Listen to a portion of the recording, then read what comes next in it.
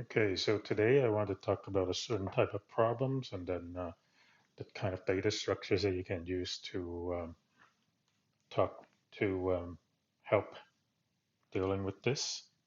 And so the kind of problems I want to talk about, it's sometimes called range maximum queries.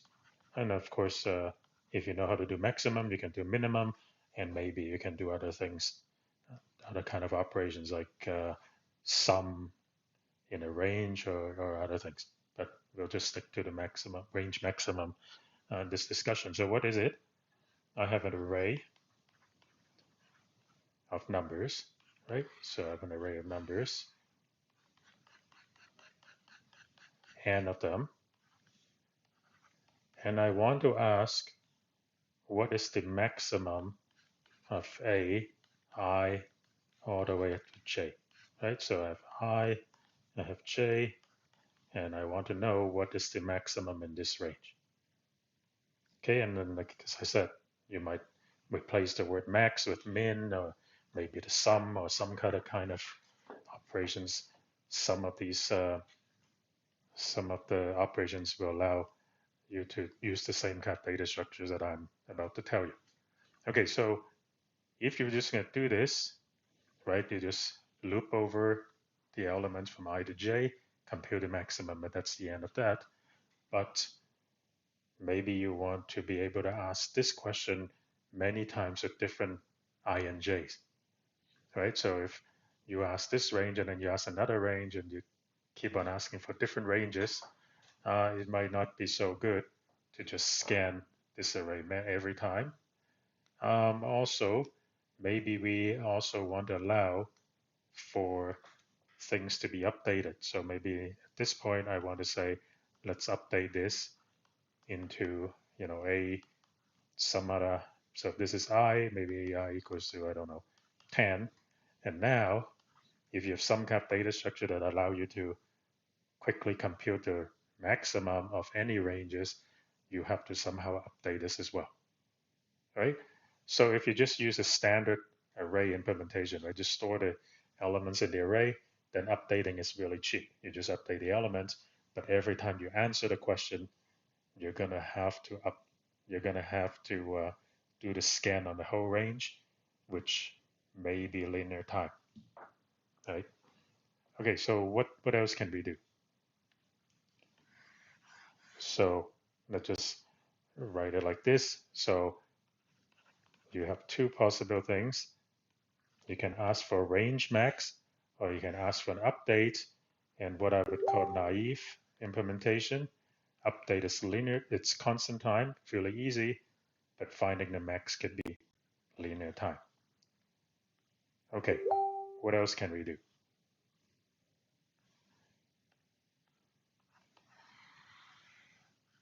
Now, a different way of dealing with this, which is not quite the best solution, but maybe it's something that it's easier to understand.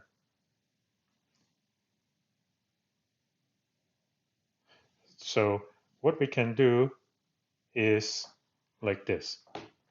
Instead of looking at this array as one big array of size n, we could divide this into chunks.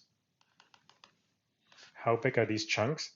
Now you might say normally we divide things by 2 and then recursively divide, but let's not do that for now. Let's divide it into roughly square root of n blocks. Okay, so we'll assume that n is a perfect square, so everything is completely even, but if not, then maybe the last one is a little bit smaller. And then the total number of groups, of course, is also square root of n. So in here, we kind of balanced out the size of the groups together with the number of groups. They're the same. And that's why we chose square root of n. Okay, so what do we do? When you're given this array, what you're going to do is you're going to scan all of these, each block, and find the maximum. So each block, I'll call M1, M2, M3, and so on, will have a pre-processing that computes the maximum of that block. Okay? Now, how do you compute the maximum of a range? Right? So if you give me I and j in a range and you ask me what is the maximum, well, if I and j belongs to the same block, then you just do it the same way. You just scan all of the things between I and j, compute the maximum. And because you know that the block has at most square root of n elements, finding the max is at most square root of n if they're in the same block. What if they're not in the same block, right? So what if I is over here and j is over here? Well, what you do is you do scan the maximum of this partial block, scan the maximum of this partial block. So the blocks containing I and j may be partial, so you have to just scan the range to find the maximum. And then you can take the maximum of the blocks in between. You don't have to scan any of the blocks in between. You can just use the maximum that you already found. And so how bad is it? This part, the block that contains I and the block that contains j, at most you do 2 times square root of n. And then the number of maximums in each block that you have to look at is at most square root of n because there's most square root of n blocks. So altogether, it's square root of n again. So if we do this, what we call square root decomposition, computing the max is square root of n time. Okay. What about update? Well, if I need to update anything, so if I change this number to something else, whatever I change it to, the only thing that I have to do is to update the maximum of that block, which means that I have to scan the whole block again and ask if I have changed anything. Now, if you change this, whatever this is, and you change it to a bigger number, you don't have to rescan the whole block. You just compare the bigger number with the current maximum and see if you need to update the maximum. But if this number was the maximum and you change it to something smaller, then you might have to scan the whole block to find out if what is the new maximum. So in the worst case anyway, updating is also square root of n. So here we have a different sort of scenario where computing the range maximum is a little bit quicker, well, from n to the 1/2 power, but we lost on the updates, right? So that all depends on in your problem, are you going to do more updates, right? If you don't do any updates, so if you don't do any maximum and just update, then of course the first one is best. If you do both, maybe this one is better, right? So you have to kind of say in your problem, how often do you update and how often do you do the max, right? If you do mostly updates and only at max a few times, maybe you don't want to worry about the square root decomposition. Okay, but those are not the best things. Now it turns out that there's actually something, I'll just write called sparse table. It is not something that I'm going to talk about today. You can look it up if you want. And it is actually much better if you guarantee that you do not have any updates. Okay, so I'll just write sparse table. Oh, by the way, I probably should have initialization cost. So in this case, there's initialization cost is nothing. Square root decomposition, I have to compute the maximum of all the blocks. So I do have to scan through all of them. So initialization is that.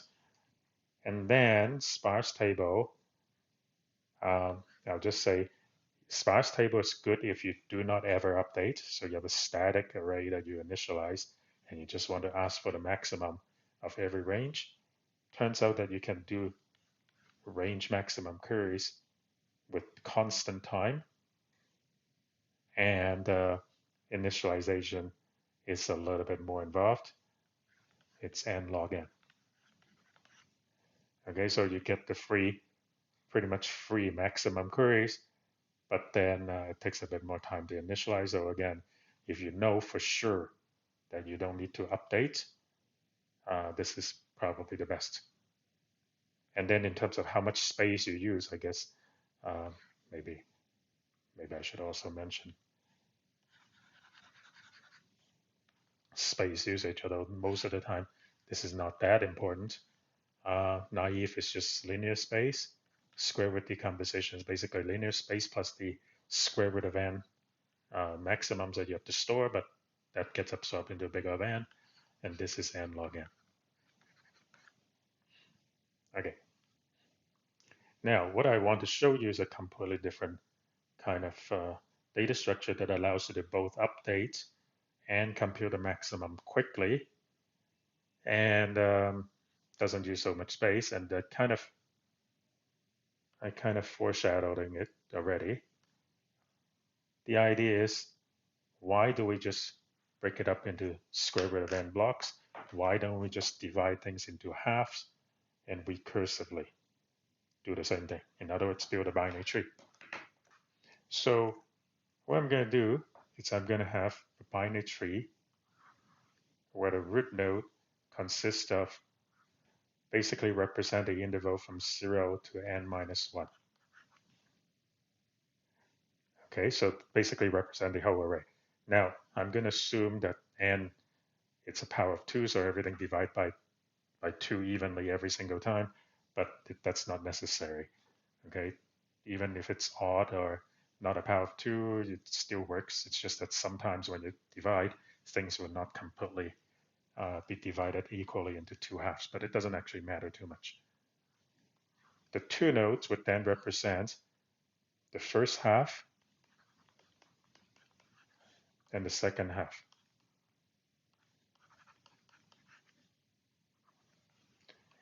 And then the next level, of course, will have the quarters.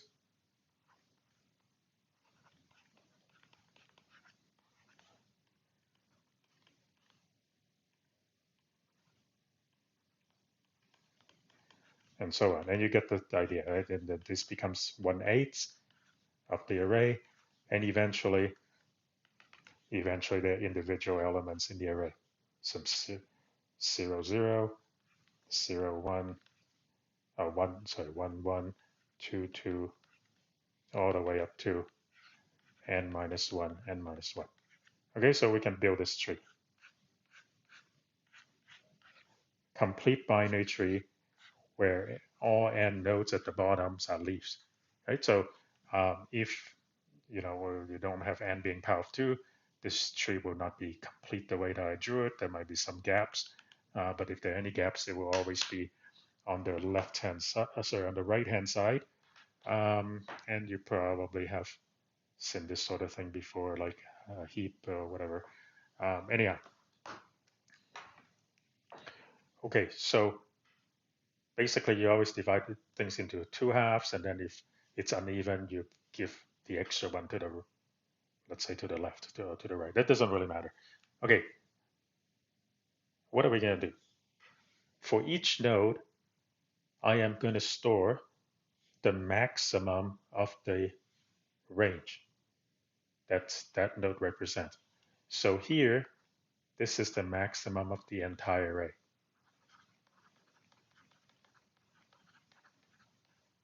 And this is this will store the max of first half, max of second half, and then the next level, the max of the quarters, the max of the eighths, and so on, all the way to the bottom, which is the max of the individual elements. But of course, the max of the individual elements is just themselves. And depending on the implementation, you might not even decide to explicitly store this last level and just say, they're just the original array. Doesn't really matter. Now, because this tree has a very, it's complete and so on, you could actually just label these node as 0, 1, 2, 3, 4, 5, 6, and so on. And the idea is that if you use such a thing, you don't actually need to build a tree.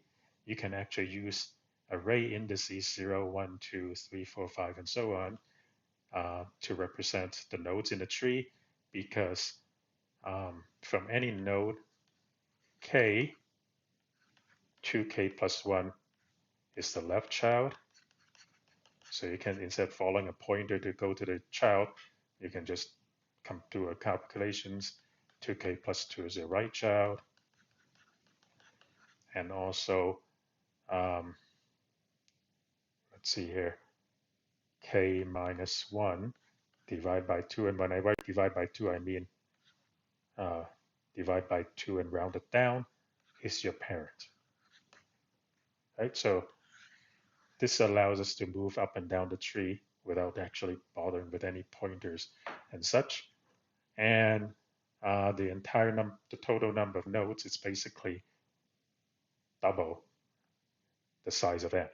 So if you have a binary tree with n leaves, you basically will have n plus 1 internal nodes, right? N minus 1 internal nodes, sorry. And so the total number of nodes in the tree is 2n minus 1, which is linear. Okay, so this is what is called segment tree. Each node represents a segment in your original array based on the interval that it covers, and the node stores the maximum. Okay, so let's go back to here, segment tree. So space is linear, and initialization, you basically just, why do I use uppercase n instead of little n? I don't know. So for some reason I switched to uppercase n when everything else is little n. Okay, and the space is linear. Initialization is also linear. You basically build this tree structure. You can do it either bottom up or top down. Doesn't really matter. And you just push things up to the top, and everybody just asks, what is the maximum of my left child and right child? Take the maximum, that's my maximum. Okay? Okay, so now how do we do a query? Right? If you're asked to do the query of the entire array, then you just look up the answer here, you're done. You don't have to go very far. Okay, now there are basically two different situations, or three, I guess. If the interval that you're looking for, it's entirely on the left half, you just recursively go down to the left half and say, what is the range maximum of this range on the left half? And similarly, if the interval that you're looking for is entirely on the right half, you just go down the right part of the tree. Also, if the interval that you're asking is exactly the interval that the node covers, then of course you don't have to do anything, you just return that number in the node. So the difficulty is, what happens if you're trying to find an interval that crosses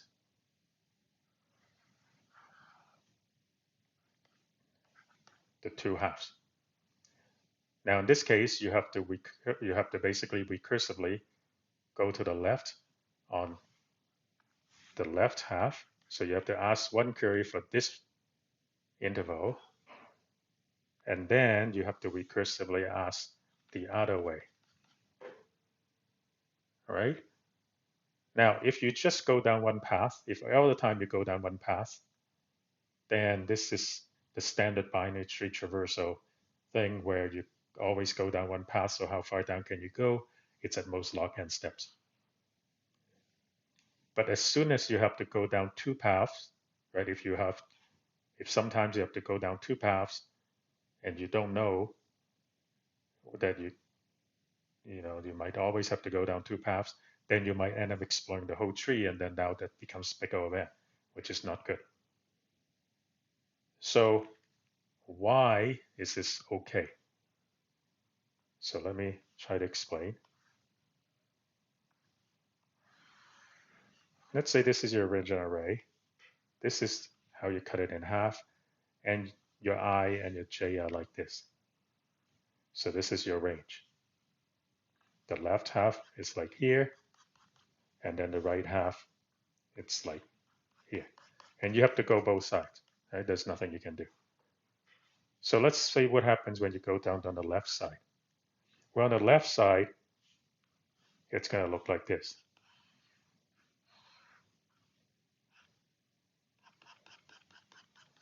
And it might cut down in half this way.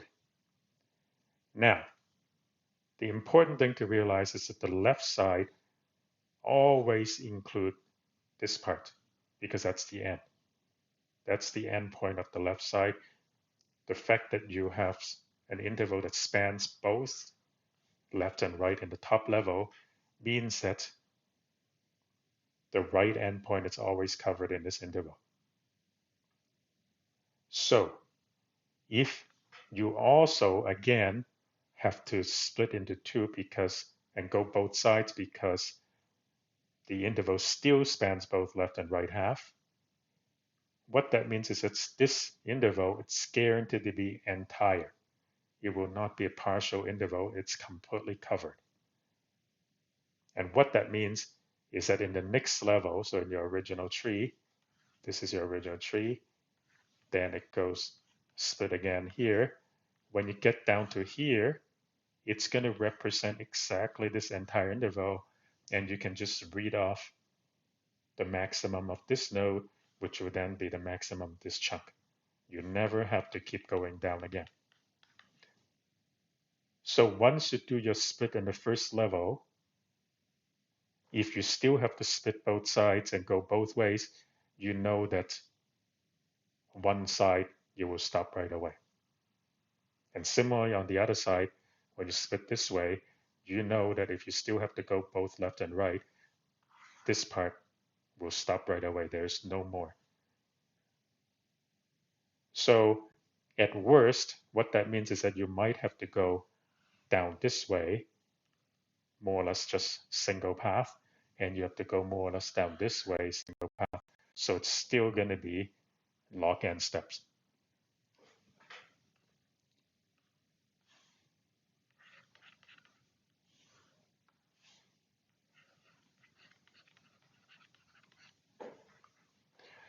Okay, what about update? Well, update is actually relatively straightforward. Why do I say straightforward? You need to change a number. Let's say this one, right? Or whatever this might be. Let's say it used to be 3 and now you want to change it to 10. Or it doesn't have to be increasing, it can be decreasing. Doesn't matter. Now you can walk up the tree and say, okay, I just pushed a 10 over here. Let's ask my right, left, the other child what it is, what's their max, and then I can update this. And once I update this, I can push this up to my parents. The parent can ask my other child, what is your max? And I can update myself, and I can walk myself up the tree until I get to the root. So updating a max is just a matter of walking up the tree and updating the max as we go until we get to the root. So, oops, that's not what I want. So updating is also log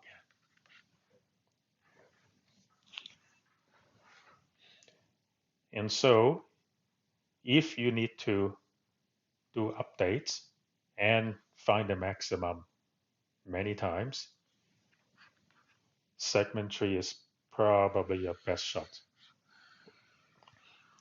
It's also relatively easy to implement because you can actually just store everything in an array.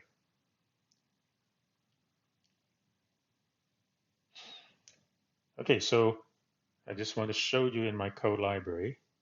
This is in the advanced version. So if you go to my code library, you will not find it in this source directory. But if you go to this ICPC directory, this is where we take more advanced stuff into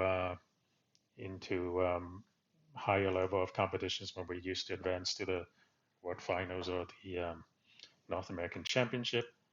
And let's look at the one from 2014 World Finals. And there's something called RMQ, Range Maximum Query. And here it is. So call range maximum, construct this to get the data structure M. Now there's some sort of strange stuff going on. Maybe so that you have to say, well, what type of data you're actually trying to keep as maximum.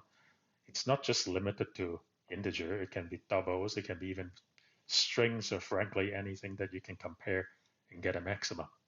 Okay, there's no arithmetic going on that requires you to do anything other than compare two things. And then there's this, well, I guess they call it OO, which is infinity. Um, that basically says, well, if you have an empty um, range, what do you think you should return? Uh, what is the maximum of an empty range? And usually that's sort of the smallest possible thing.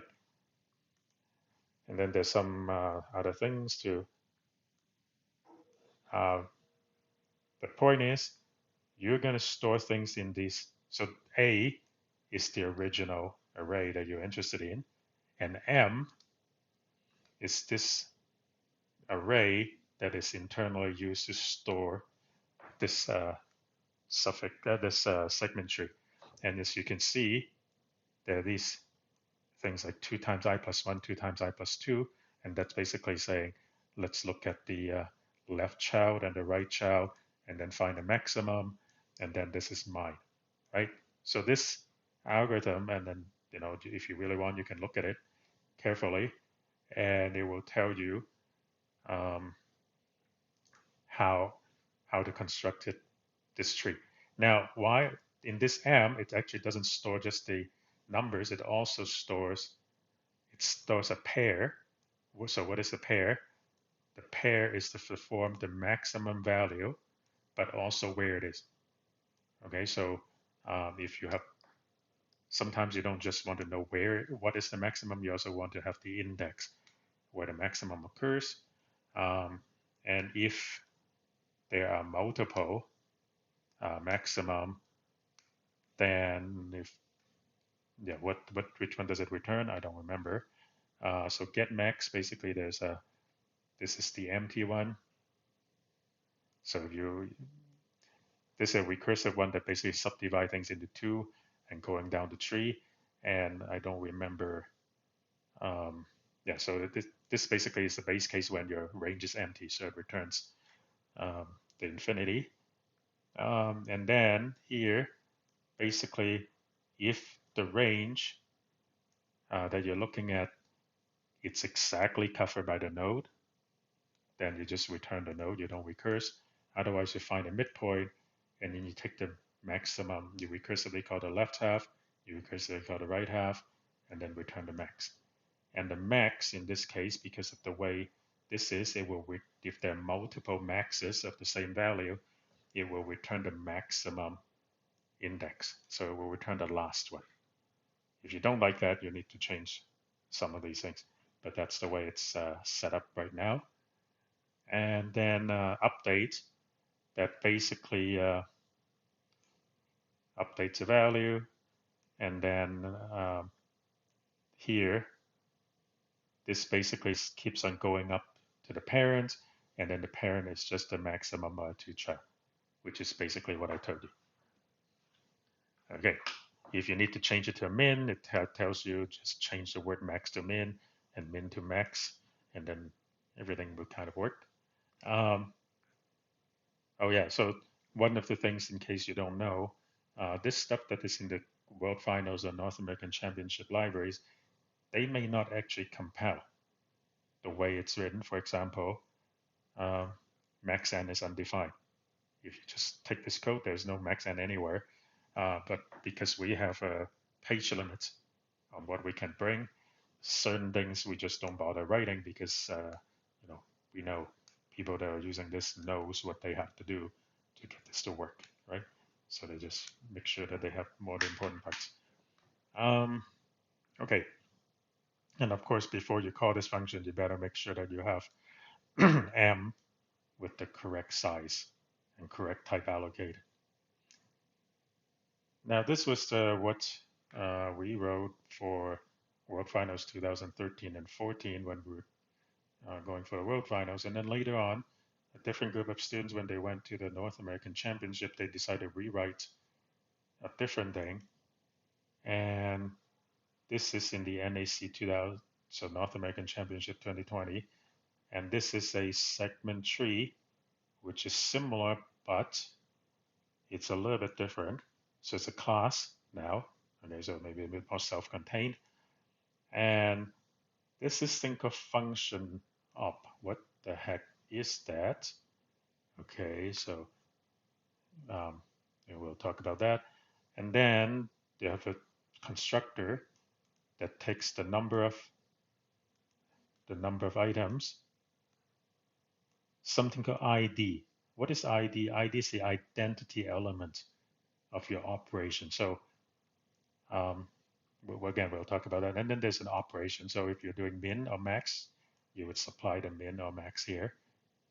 And then here, this is basically the underlying array if you have any to initialize. The code is pretty much similar, right? You still see this thing 2 times I plus 1. Why is it not 2i plus 1 and 2i plus 2 like before? I think it may be that they're using 1 base instead of 0 base. I don't remember. And then update is not quite the same. There's this funny x exclusive for 1. But I encourage you, if you want to know what's going on, you can see, you can work it out, and I can tell you if you are interested. And then queries, this is a little bit more concise, whether you go on the left half or the right half or whatever.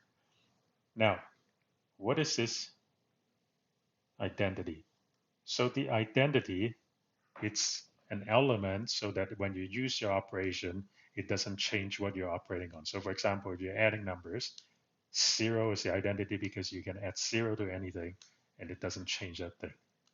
If you're doing maximum, then negative infinity is what you want because maximum of negative infinity and anything else is just that thing.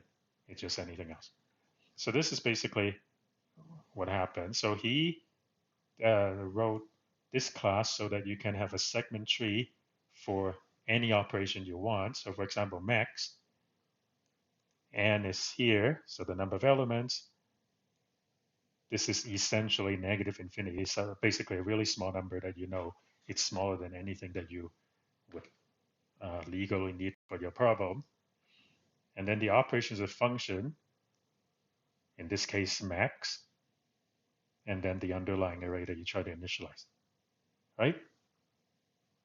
You can do min, so you just min and then you flip the sign of the negative infinity to infinity, but you can also have a segment tree that does adding. Now you might say, well, we don't need that because we can use Fenwick trees, and that's true. But it gives you another chance to use this data structure for other things. Now, of course, you can't just put everything you want, right? Certain operations won't make sense. Multiplication would work, but subtraction, for example, won't work. And generally speaking, you need an operation that is associative, if you know what that meant. Okay, anyway. Now, there is some other things that you can do with, so here's actually another, oh yeah, okay, so sorry, that didn't read that. It says short non-recursive implementation. That's why it looks a little bit different. It's a loop instead of recursion. Then here's a second version that is a little bit different, but it's very similar. There is recursion as well, but otherwise it's really more or less used the same way. Okay, so if you look at here, it uses more or less the same way, so it doesn't really matter. Now there's a third version though, lazy segment. Okay, so what does this do? Lazy segment has an extra operation, a slightly different operation on update. And the update is that I can actually update a whole range. Okay.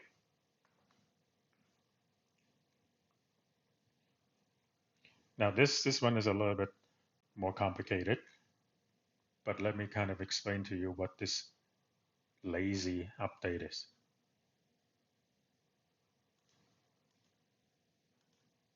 Okay, so maybe I go from here. So let's say that you want to not only just be able to update a single element, but you maybe want to say, let's update this whole range and make it all to 5. I don't know, make it all to 5, right? Now, of course, if you can just loop through this whole range and call update on each one, then it'll be n log n time because for each updating each one, it's n time, it's log n time, and then this range could be at most linears in the order n length. But turns out you can do better.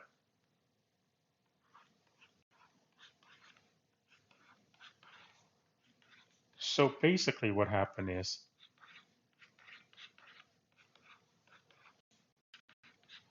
when you update this, right? You just say, okay. You say, okay, do I need to update the left? Do I need to update the right? Do I need to update both? So if the range that you want to update is completely sitting on the left, then of course you just go down to the left.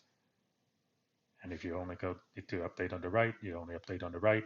But once you update it, then you have to go backwards to your parents because this might make the left side bigger. So then the parent needs to update too. Okay. And just like before, if it crosses the boundary, then you have to update both sides.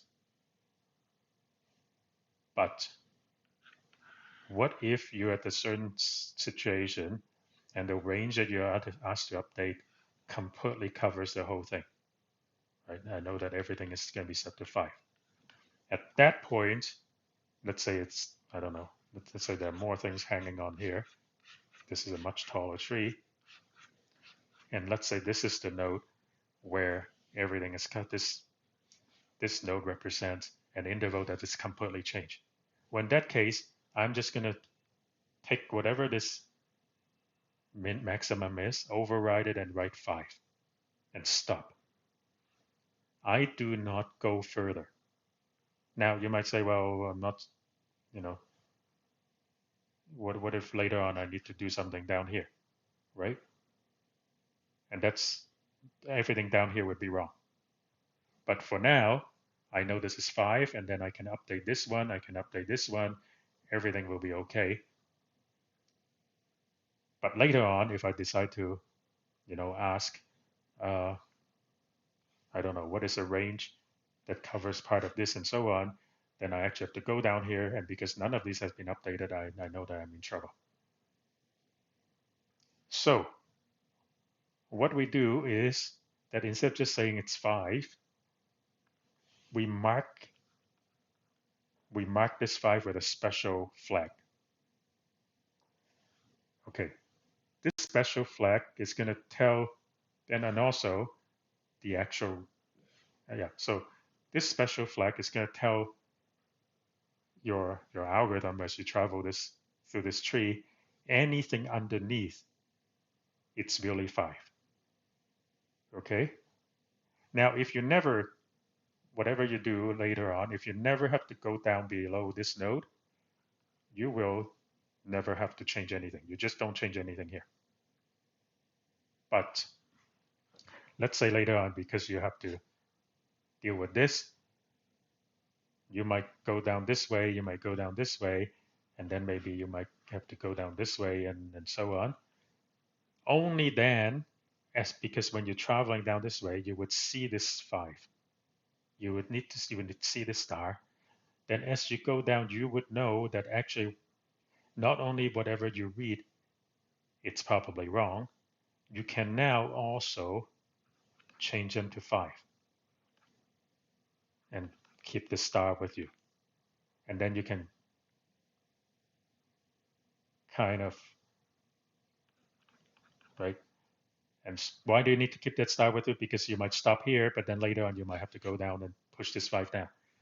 But the point is, you don't have to push this 5 down until you actually need to go. And if you have to go down that way anyway, you're not spending any more time than before. Now, of course, just because you have a 5 here doesn't mean that you really want to push the 5 down, because it may be that up there, at some point, you have a 8 that you have to push, right? So you know that if you're pushing down an 8 and you see a 5, you know that you shouldn't push the 5, you should keep pushing the 8, right? But you can keep track of all of that. And this is what is called lazy update propagation. So you only propagate the updates when needed. Otherwise, you're as lazy as you can and stop once it doesn't matter anymore.